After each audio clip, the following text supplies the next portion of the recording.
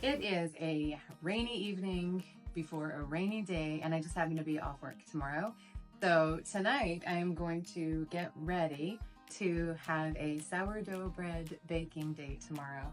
So I've added 20 grams. I'm a little tired. I'm not a night owl, and it's not even night. It's like 7 p.m. I'm already tired. I added 20 grams of sourdough starter that my friend Donna gave me when I moved here. And to that, I am going to add 30 grams of rye flour. I think it's very important to use a scale, and remember to zero out your scale if you're new to scales. I didn't do that. I'm at 30. Zero out. 70 of white flour, 70 grams. Now, so just to recap, 70 grams of white flour, 30 grams of rye flour, and 20 grams of my sourdough starter. To that, I'm going to add 100 grams of warm water. I don't measure the temperature, I don't have a thermometer, but I like it to feel warm to the touch. So I have filtered water, so I just use warm filtered water, and 100 grams of that. I like to pour my water into a container and then into my starter, because once you pour the water in, you can't get it out, and I've over poured many a time. Oh, put 113 in there. Glad I did that.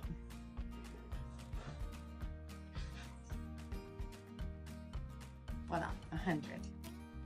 And I add this here.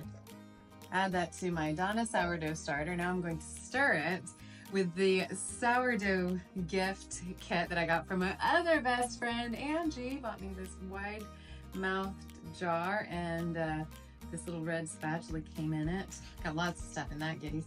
And the funny thing is, the first person that ever taught me how to make bread was Susi. So Susi, which is hanging on my wall. Such a testament to how lucky I am that I have 3 best friends, and they kind of all come into this bread. Kind of like the 3 Sisters salad. This is the 3 Sisters bread. It takes a village to bake bread. Okay, now what I'm gonna do is add my leftover discard to my jar of discard, so I can make something else like granola or crackers or sourdough bagels. Oh my gosh, those are so good. They will make you, you'll need a moment of silence. I've made sourdough brownies, sourdough blondies.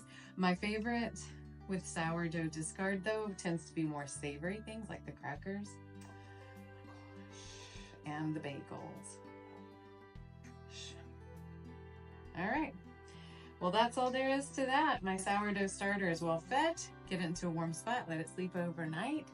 Tomorrow I'll start the process. But now I gotta go get in the rain and put my chickens to bed. And then I'm gonna go to bed. I'm tired. Check back tomorrow and I will show you how I make the bread. And then if you're patient, I'll show you how I bake the bread the next day. It's a process, but it's worth it. Good night.